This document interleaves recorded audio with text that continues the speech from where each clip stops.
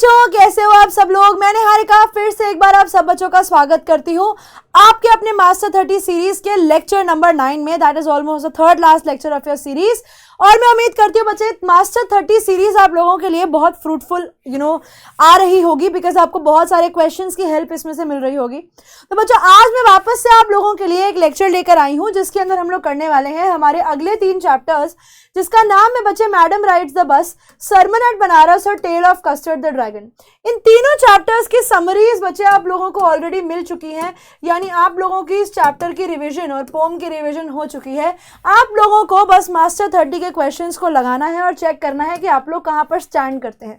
तो आइए बच्चों देखते हैं आप लोगों के सवालों को। और ध्यान, आप लोगों को पता ही है कि 3 टॉपिक्स हैं, मैडम राइड्स द बस, सरमन एट बनारस और tale of custard the dragon. तो बच्चे सबसे पहला सवाल आता है, who is the author of the lesson madam rides the bus. और मैंने आप लोगों को दिमाग लगाने को बोला था, याद रखने को बोला था कि आप लोग याद रखेंगे कि इस चैप्टर की ऑथर का नाम है वल्ली कनन, और जो हमारी यंग गर्ल है उसका क्या नाम है बच्चे चैप्टर में, उसका नाम है वल्लिया माई। ठीक है, तो आप लोगों को याद रखना है लड़की का नाम वल्लिया माई है, लेकिन जो हमारी राइटर है उनका क्या नाम है, वल्ली कनन। ऑप्शन नंबर बी आपके क्वेश्चन का सही जवाब होगा। देखते हैं पहला सवाल कितने बच्चों ने सही किया। अगला सवाल, व्हाट वाज वल्लीज फुल नेम। अब यही चीज आपको चेक करने के लिए बच्चे दिए गई है।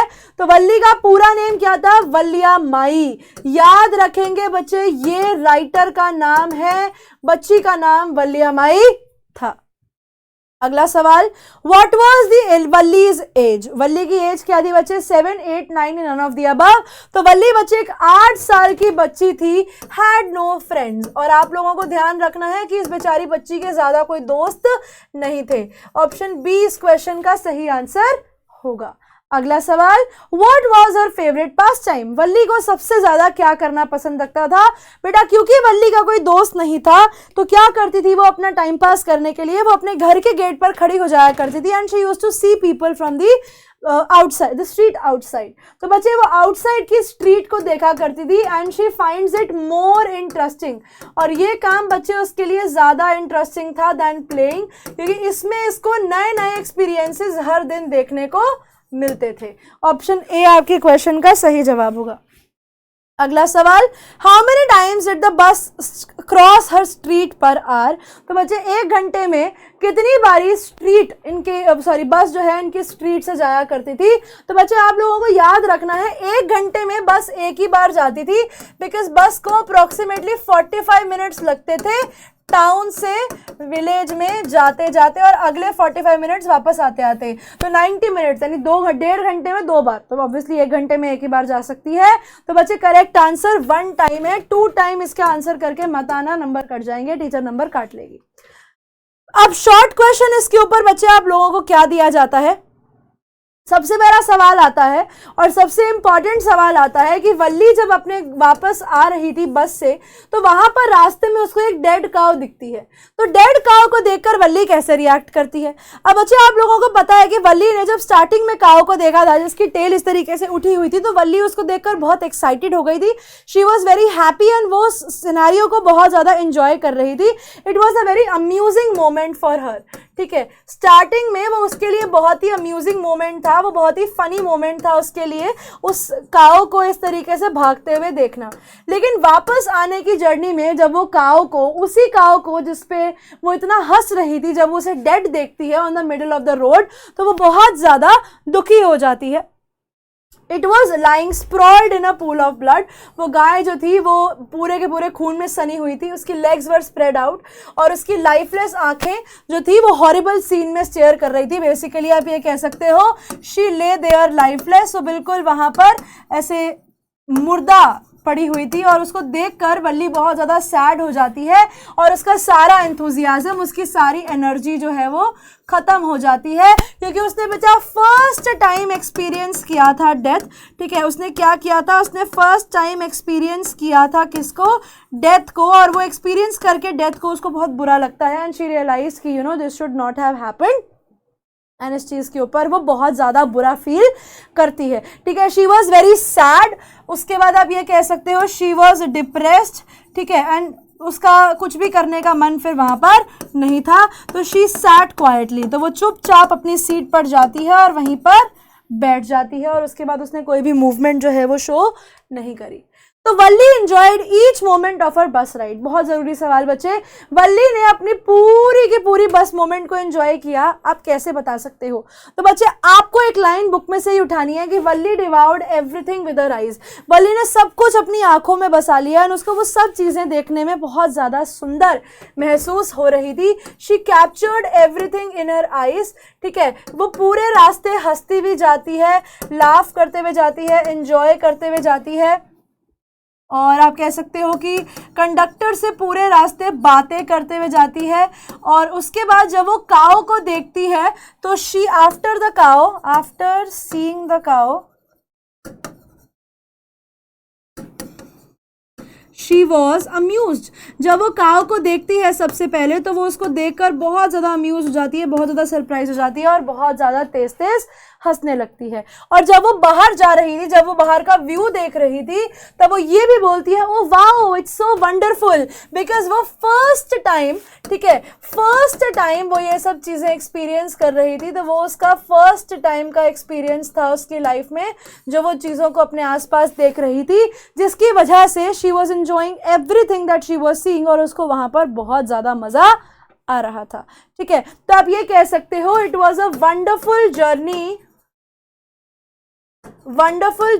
full of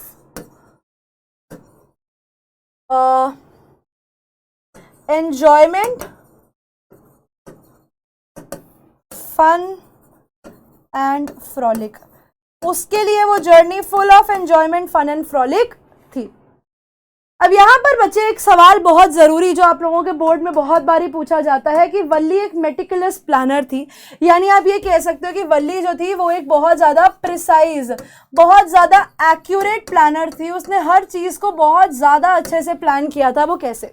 तो बच्चे जब वल्ली को ये पता लगता है कि बस का फेयर कितना है, जब वल्ली को ये पता लगता है कि बस का डिस्टेंस कितना है, ट्रैवल कितना करना पड़ेगा, कितनी देर बस रुकती है, सब कुछ जब वल्ली पता लगा लेती है तो उसके बाद वो डिटेल्स की प्लानिंग करती है। तो वल्ली एक मेटिकुलस प्लानर थी। उसने ध्यान से सारी कन्वर्सेशंस को सुना पहले अपने नेबर्स का और उन लोगों को जो रेगुलरली उस बस में ट्रैवल करते थे, और उनसे डिस्क्रीट क्वेश्चंस, यानी उससे आप कह सकते हो कि हिडन क्वेश्चंस वो पूछा करते थे कि भैया तुम्हारा क्या कहना है। और वहाँ से बच्चे उसने स्मॉल डिटेल्स उठाई अपनी बस जर्नी के बारे में।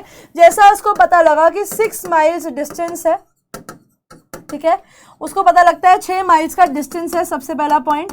फिर उसको पता लगता है कि 45 मिनट्स लगते हैं फॉर 1 राउंड, एक राउंड में 45 मिनट में बस पहुंचती है। तीसरी चीज़ वो पता लगाती है कि 15 मिनट का ब्रेक लेती है बस वहां पर रुकने का, ब्रेक फॉर स्टॉप, ठीक है। और वो ये पता लगाती है कि 1 साइड का जो फेयर है, यानी एक साइड का जो पैसा है वो 30 पैसा है। और उसके बाद वो सब कुछ प्लान करती है। कैसे?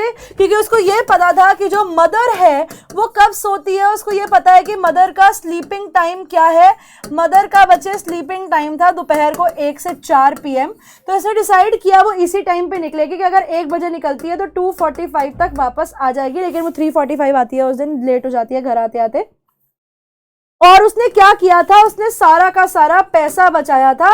कभी भी अपनी टेम्पटेशंस को भी, उसे कुछ भी इंजॉय करना था, उसने कुछ भी इंजॉय नहीं किया, उसने पैसा बचाया और फिर उन पैसों को यूज करके उसने टिकट्स जो हैं वो खरीदी। तो वल्ली एक बहुत मेटिकुलस प्लानर थी, बिकॉज उसने सारी चीज़ें पहले से ही प्लान करके रख ली थी अपनी ट्रिप की, कि उसे क्या क्या चीज़ें करनी है ताकि वो उस ट्रिप को अपने बड़े प्यार से एंजॉय कर पाए। अब बच्चे एक सवाल आता है, write the character sketch of Valli. आपको वल्ली का कैरेक्टर स्केच लिखना है कि वल्ली कैसी लड़की थी। तो बच्चे वल्ली एक 8 ईयर ओल्ड लड़की है, आप लोगों को पता है, छोटे से विलेज में बेचारी पैदा हुई थी। लेकिन ऑल्दो वो एक छोटे से विलेज में पैदा हुई थी, लेकिन उसके दिमाग में बड़े सारे सवाल थे। वो एक बड़ी ही क्यूरियस गर्ल थी। अपना पूरा का पूरा टाइम वो अपने घर के डोरवे पे खड़े होकर निकाला करती थी, क्योंकि और वो देखती थी लोगों को कि वहाँ पर वो लोग क्या कर रहे हैं, क्या हो रहा है, या क्या क्या चीज़ें वहाँ लोग करते हैं। तो बच्चे यहाँ पर आप इसके लिए एक वर्ड यूज़ कर सकते हो कि वो बहुत ज़्यादा ऑब्जर्वेंट थी, वो चीज़ों पर नज़र रखती थी, वो बहुत ज़्यादा ऑब्जर्व करती थी चीज़ों को। Watching the street gave her many new and unusual experiences. जब वो गली में देखती थी लोगों को तो उसको बड़े सारे नए एक्सपीरियंसेस मिलते थे, बिकॉज हर दिन नए लोग जाते थे और नई नई चीज़ें वो देखती थी। उसकी क्यूरियोसिटी जो थी ट्रैवल करने की ऑन द बस, उसकी वजह से उसने बहुत सारी प्लानिंग करी अपनी ट्रिप के लिए। वो एक बहुत ही मेटिकुलस प्लानर थी, बिकॉज उसने एक एक छोटी डिटेल का अपनी ट्रिप के लिए ध्यान रखा। उसने डिस्टेंस कैलकुलेट किया अपने घर से टाउन तक का, कितना टाइम लगता है एक जगह से जाके दूसरी जगह तक पहुंचने तक का। Valli also prove to be very impressive. ठीक है, वो बहुत समझदार और बहुत बोल्ड थी। जब उसने डिसाइड किया कि 8 साल की एज में वो अकेले बस में जाएगी, तो बच्चे वो अपने आप में एक बहुत ही डेयरिंग एक्ट था उसकी आंखों उसके लिए कि वो 8 साल की उम्र में बस के अकेले ट्रैवल करने के लिए निकल गई बिना पेरेंट्स की हेल्प के। तो ये अपने आप में बहुत बड़ी बात है। उसकी चाइल्डिश इनोसेंस जो है आप कह सकते हो वो कवर हो गई थी उसके स्मार्टनेस और बोल्ड आउटलुक से, क्योंकि कंडक्टर ने भी जब उसको सीट लेने के लिए बोला तो उसने बोला कि भैया मुझे नहीं बैठना। और आप ये भी कह सकते हो कि वल्ली बच्चे बहुत ज़्यादा रिस्पॉन्सिबल थी, क्योंकि जब कंडक्टर उसे ऑफर करता है ड्रिंक तो वो मना कर देती है, वो उसको रिफ्यूज़ कर देती है और बोलती है कि नहीं मुझे नहीं चाहिए। बिकॉज बचपन से हमें सिखाया जाता है कि किसी अनजान इंसान से कुछ नहीं लेना चाहिए, और वल्ली ने इस चीज़ को बखूबी समझा भी। ठीक है, Valli thoroughly enjoyed her ride to the town. पूरे रास्ते हंसते गाते खेलते वो वहां से चलती गई। जब उसने एक यंग काऊ को देखा जो मिडिल ऑफ द रोड में भाग रही थी, लेकिन वो भी देखकर वो बहुत हंसी, बहुत खुश हुई। लेकिन वही पूरी इंजॉयबल राइड जो है वो एक नाइटमेयर में, वो एक बुरे सपने में बदल गई, बुरा सपने में बदल गई। वो कैसे? क्योंकि जब उसने रास्ते में आते हुए देखा तो उसको वही सेम काऊ जो थोड़ी देर पहले बस के आगे भाग रही थी जिंदा थी, अब वो मर चुकी है। ये साइट जो है ये उसको डराएगी जिंदगी भर। उसकी सारी स्पिरिट्स आप कह सकते हो कि जो उसका मूड था उसे खराब कर दिया बिल्कुल। अब उसको जो खुशी हो रही थी ट्रैवल करने की वो खत्म हो गई और वो काफ़ी दुखी हो गई। स्पिरिट्स का मतलब है एनर्जी, उसकी सारी एनर्जी लेवल लो हो गया। उसको लगा कि यार सैड। ये टिपिकल टेंडेंसी है एक मैच्योर्ड पर्सन की कि आपको कोई चीज़ बुरी लगती है, ठीक है, लेकिन आप उस बुरी चीज़ को अपने दिमाग पर हावी नहीं होने देते, क्योंकि जब तक वो घर पहुंचती है उसके बाद तक उसका मूड बिल्कुल ठीक हो जाता है और उसके बाद वो विंडो के बाहर नहीं देखती।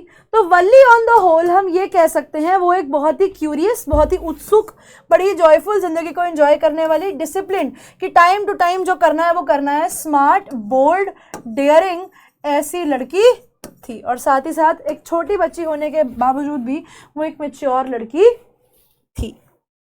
ठीक है बच्चों, तो मुझे गिनने दो हमने कितने क्वेश्चंस कर लिए हैं इसके। 1 2 3 4 5 6 7 8 9 10वां भी रहा। ठीक है, so बच्चा now we have the 10th question from this chapter and the question says never mind she said. Valli ने बोला कोई फर्क नहीं पड़ता, मैं खुद आ सकती हूँ बस में, आपको मेरी मदद करने की जरूरत नहीं है। ये बात बेटा वल्ली ने कंडक्टर को बोली कि मैं खुद आ जाऊंगी। तो यहाँ पर बच्चे उसने एक एक्स्ट्रा ऑर्डिनरी करेज दिखाई, उसने एक बड़ी हिम्मत दिखाई कि उसने कंडक्टर को बोला कि मैं अकेले आ सकती हूँ। और पूरी बस जर्नी 8 साल की एज में उसने अकेले ट्रैवल करी। तो वल्ली के कैरेक्टर से इंस्पिरेशन लेकर आप भी बताओ कि कैसे एक इंसान को अपने ड्रीम्स को पूरा करने के लिए हिम्मत की बहुत ज्यादा जरूरत पड़ती है। ठीक है, तो बच्चे आप लोगों को पता है कि वल्ली जो है वो एक 8 साल की लड़की है जो बस जर्नी से बहुत ज़्यादा फैसिनेटेड थी, बहुत ज़्यादा अट्रैक्टेड थी एक बस जर्नी की तरफ, और उसका मन था कि वो भी कोई बस जर्नी करे। ठीक है, तो वो एक डिज़ायर, उसके मन में एक इच्छा डेवलप हो जाती है एंड एक लॉन्गिंग डेवलप हो जाती है जो एक डिटर्मिनेशन में बदल जाती है। आप कह सकते हो कि एक दृढ़ता में बदल जाती है कि अब तो चाहे जो हो जाए मैं तो बस में ट्रैवल करके रहूंगी। ठीक है, तो वो बस को बोर्ड कर लेती है बिना किसी की मदद के। ठीक है, शी एंटर्स द बस बिना किसी की हेल्प के, अकेले ट्रैवल करती है, कॉन्फिडेंट रहती है, इंडिपेंडेंट रहती है, अपने डर पे बिल्कुल, अपने चेहरे पर बिल्कुल भी डर या शिकन नहीं दिखाती और सक्सेसफुली वापस घर भी आ जाती है। बेटा उसके नेचर में जो सेल्फ डिपेंडेंस है कि खुद पे आत्मनिर्भर रहो, अपने खुद की रिस्पेक्ट करो तो दुनिया तुम्हारी रिस्पेक्ट करेगी, यही चीज इंसान को भी अपनी जिंदगी में आगे बढ़ने में मदद करती है। वो अपनी पूरी जर्नी को एंजॉय करती है जैसे इंसान को अपनी पूरी जिंदगी को एंजॉय करना चाहिए।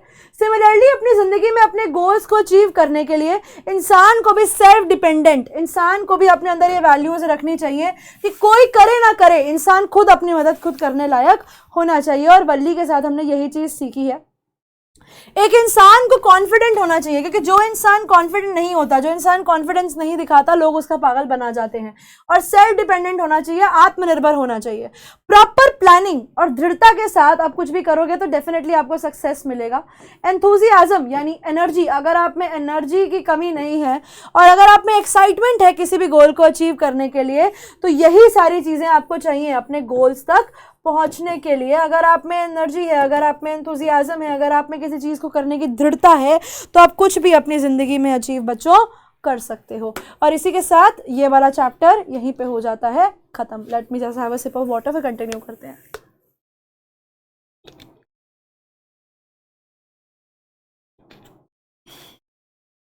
चलिए अब बढ़ेंगे बच्चों हम लोग अगले चैप्टर की तरफ, जो है sermon at Banaras.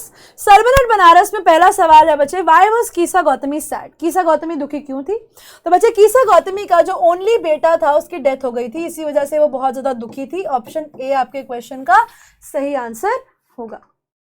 Why did Buddha preach his first sermon? Buddha ने अपना पहला उपदेश कहाँ पर दिया था, कहाँ पर बोला था? तो बच्चे उन्होंने बनारस में दिया था। होली सिटी, बेसिकली इसे होली रिवर सिटी बोला जाता है, जहाँ पे गंगा बहती है, गंगा के किनारे बैठकर इन्होंने अपना सरमन दिया था। ऑप्शन बी आपके क्वेश्चन का सही आंसर है। अगला सवाल देखते हैं, what is the world afflicted with? उनके हिसाब से दुनिया किस चीज से आप कह सकते हो कि ट्रबल्ड है? दुनिया में ऐसा क्या है जिससे लोग परेशान हैं?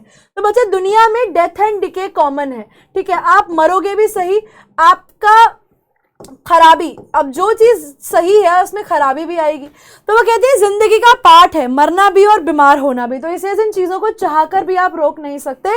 तो डेथ एंड डिके से वर्ल्ड अफ्लिक्टेड है। वो कहते हैं कि एक तो ह्यूमन लाइफ बहुत ज्यादा शॉर्ट एंड ट्रबल्ड है, ठीक है, एक तो इंसान की जिंदगी जो है वो वैसे ही छोटी है और उसमें बहुत सारी परेशानियां हैं, और उन्हीं परेशानियों में बच्चे एक बहुत बड़ी परेशानी आती है इंसान की जिंदगी में, मौत की, जब उसका कोई करीबी इंसान चला जाता है।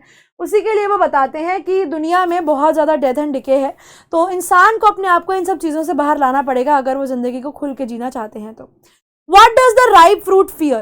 तो बच्चे मैंने आप लोगों को अपने समरी लेक्चर में बताया था कि हमेशा जब एक पका हुआ फल होता है वो पेड़ से गिरने का डर हमेशा रखता है, क्योंकि जैसे ही वो गिरेगा बच्चे उसकी ग्रोथ रुक जाएगी। तो एक राइप फ्रूट हमेशा गिरने का डर अपने मन में रखता है कि अगर मैं गिर गया तो मैं खत्म हो जाऊंगा, या मैं टूट जाऊंगा, या मैं मर जाऊंगा, या मेरी ग्रोथ रुक जाएगी। वैसे ही इंसान है कि जब वो पैदा होते हैं तो वो एक पके हुए फल की तरह है जो कभी भी गिर सकता है, यानी कभी भी मर सकता है। बच्चे बुद्धा कहाँ बैठे थे? तो बुद्धा बच्चे एक ट्री के नीचे बैठे थे, मैंगो ट्री, डियोडा ट्री। तो हम सिंपली ट्री के नीचे जाएंगे और इस ट्री के आगे हम लिख देंगे बच्चे पीपल ट्री। वो पीपल ट्री के आगे बैठते हैं, जिस ट्री का नाम बाद में बोधि ट्री पड़ जाता है। बोधि ट्री का मतलब होता है द ट्री ऑफ विजडम, ठीक है, समझदारी का पेड़। आप लोग याद रखेंगे, ऑप्शन ए आपके क्वेश्चन का सही जवाब माना जाएगा। अब बच्चे आता है इसके ऊपर एक सवाल कि how did Gautama came to be known as Buddha? तो बच्चा इनका नाम जो था ना वो पहले सिद्धार्था हुआ करता था, ठीक है, सिद्धार्था गौतम हुआ करता था इनका नाम पहले। तो सिद्धार्था गौतमा से ये किस तरीके से गौतम बुद्धा तक पहुंचे, आइए देखते हैं। तो बच्चे सिद्धार्था गौतमा जब देखते हैं दुनिया में बुरी चीजें, ठीक है, जब वो चार चीजें देखते हैं, जब वो दुनिया में देखते हैं सिकनेस, जब वो देखते हैं ओल्ड एज, जब वो देखते हैं डेथ, ठीक है, और जब वो देखते हैं एक मंक, एक साधु जो भिक्षा मांग रहा है लोगों से, ठीक है, जो खाना मांग रहा है लोगों से, ये देखकर वो देखते हैं कि दुनिया में बहुत ज़्यादा सफरिंग है और वो अपने घर से निकल जाते हैं। तो वो 7 सालों के लिए, ठीक है, रोम अराउंड करते हैं, वो 7 सालों के लिए घूमते हैं और फाइनली एक पीपल ट्री के नीचे जाके बैठ जाते हैं, जहां पर उन्हें 7 दिनों में ही एनलाइटनमेंट अचीव हो जाती है। 7 दिनों ऑफ एनलाइटनमेंट के बाद उस पेड़ का नाम बच्चे बोधि ट्री पड़ गया और वहां पे ही बैठकर वो अपने, क्योंकि वहां पर बैठकर उन्होंने वो विजडम अचीव किया था, और निकल जाते हैं वो अपनी अंडरस्टैंडिंग को दुनिया तक फैलाने के लिए, और वहीं से इनका नाम पड़ जाता है बुद्धा, जिसका मतलब था द वाइज वन, एक ऐसा इंसान जो दुनिया के दुख दर्द से परे निकल चुका है और अब वो अपनी जो अंडरस्टैंडिंग है वो दुनिया के लोगों को बताएंगे, ठीक है। अब आता है बच्चे, why did prince Siddhartha leave the palace and become a beggar. Beggar तो नहीं कहेंगे, बेसिकली हम कहेंगे मंक। तो वो एक मंक क्यों बन गए, वो एक साधु क्यों बन गए? तो बच्चे जब वो हंटिंग पे निकलते हैं तो सिद्धार्था गौतमा ने एक सिक मैन को देखा, एक ओल्ड मैन को देखा, एक फ्यूनरल प्रोसेशन देखा, एक मंक देखा जो बेग कर रहा था आर्म्स के लिए। यानी इन्होंने यहाँ पर सफरिंग देखी। और जब उन्होंने सफरिंग देखी फॉर मटेरियल वर्ल्ड, जब उन्होंने ये देखा कि लोग अपने आसपास की चीज़ों से इतना ज़्यादा अफेक्टेड हैं, तो ये चीज़ उनको रियलाइज़ होती है कि भैया दुनिया में किसी भी चीज़ को देख लो तो दुनिया में लोगों के पास सैडनेस की कोई कमी नहीं है। और उनको ये लगता है कि नहीं, मैं इस सैडनेस में नहीं जीना चाहता, मैं इस सैडनेस से अपने आप को बाहर निकालना चाहता हूँ। तो इसीलिए बच्चे वो एनलाइटनमेंट की उम्मीद में, वो अपने आप को इन दुख से दूर करने की उम्मीद में निकल जाते हैं अपनी एक जर्नी के ऊपर। और उस जर्नी में वो एनलाइटनमेंट अचीव करना चाहते हैं, यानी वो ये देखना चाहते हैं, वो एक ऐसी ज़िंदगी जीना चाहते हैं जहाँ पर उन्हें किसी भी चीज़ की कोई परेशानी ना हो, जहाँ पर वो अपने आप को दुख दर्द से इतना ऊपर उठा लें कि ये सब चीज़ें उनके लिए तुच्छ हो जाए। अब बच्चे कीसा गौतमी दुखी क्यों थी और उन्होंने अपने दुख में क्या किया? तो बच्चे आप लोगों को पता है कि कीसा गौतमी का जो ओनली बेटा था वो मर गया था, एंड वो इतना ज़्यादा दुखी थी कि वो अपने डेड सन को एक जगह से दूसरी जगह लेकर जा रही थी। और वहाँ पर वो उन्हें बोल रही थी कि कुछ तो ऐसी दवाई दे दो जिससे उनका सन वापस जिंदा हो जाए। लेकिन लोगों ने उसको बस ये बोला कि वो अपने सेंसेस खो बैठी है। हर सन वॉज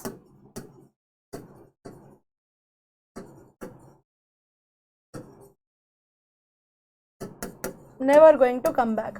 अब ऑब्वियसली हमें पता है कि जो उसका बेटा है वो कभी जिंदा तो हो नहीं सकता, लेकिन कीसा गौतमी को ये चीज़ समझ में नहीं आ रही थी। She was not able to understand the fact कि भैया जो इंसान दुनिया को छोड़कर चला गया वो इंसान कभी भी वापस नहीं आता। ये चीज़ कीसा गौतमी को समझ में नहीं आई।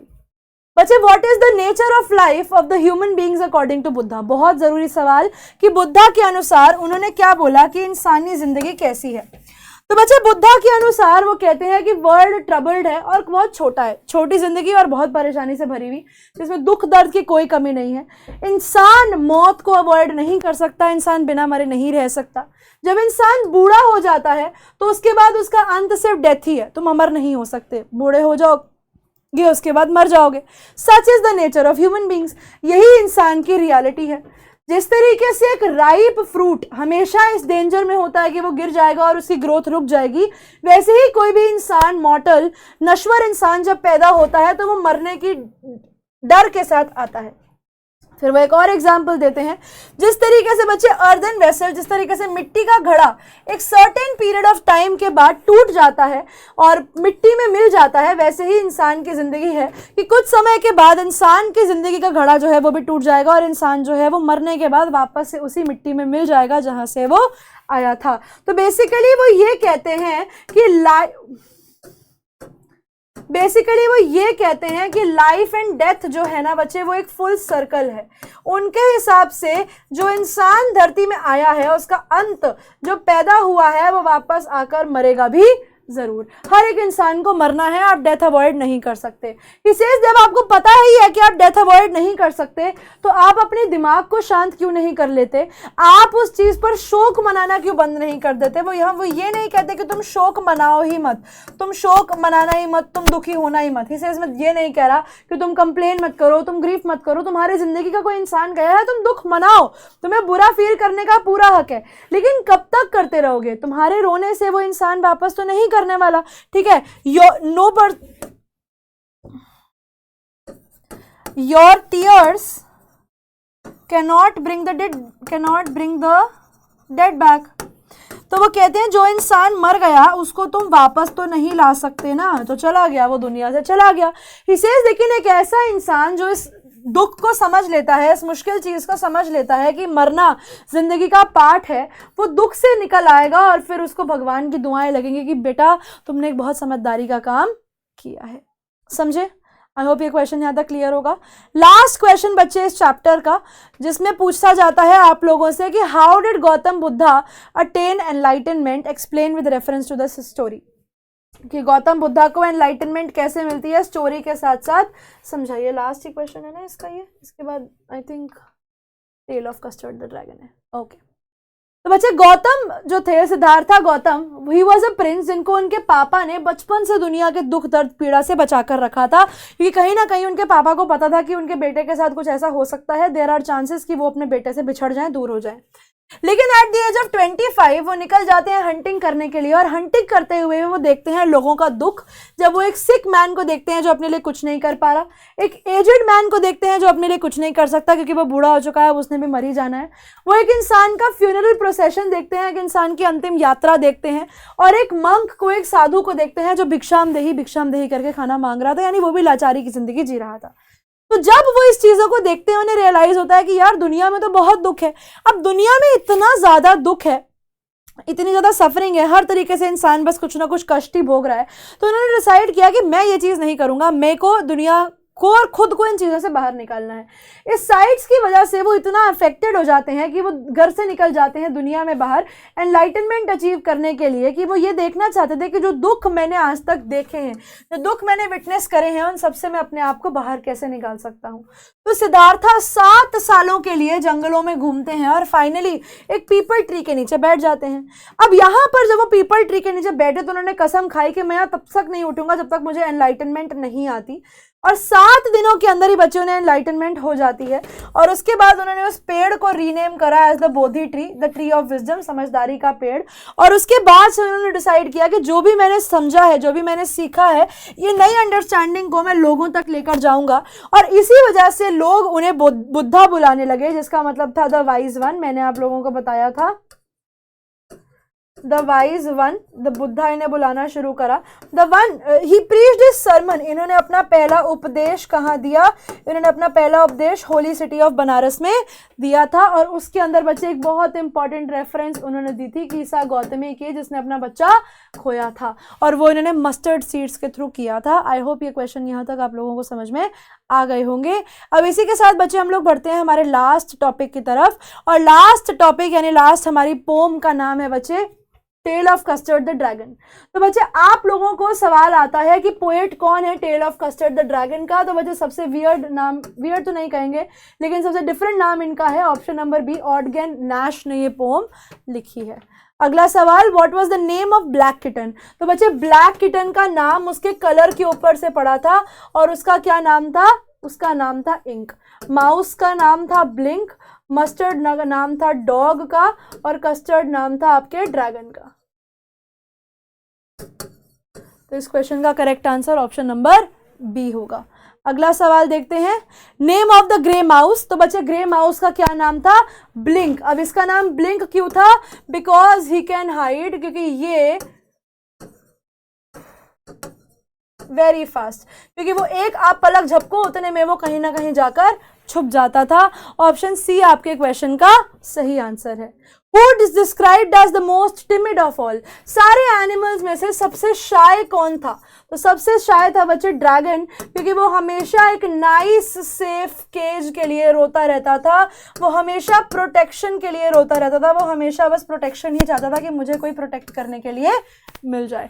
ऑप्शन नंबर सी आपके क्वेश्चन का सही आंसर है। अगला सवाल, name the poetic device use and the little dog was as sharp as mustard. तो बच्चे यहाँ पर जब एज का यूज कर दिया जाता है तो ये एक डायरेक्ट कंपैरिजन बन जाता है, और जब भी आपको पोएम में कहीं पर भी बच्चे डायरेक्ट कंपैरिजन मिले एज या लाइक का यूज करके, तो आप लोगों का आंसर जो है वो हमेशा सिमिली ही होना चाहिए।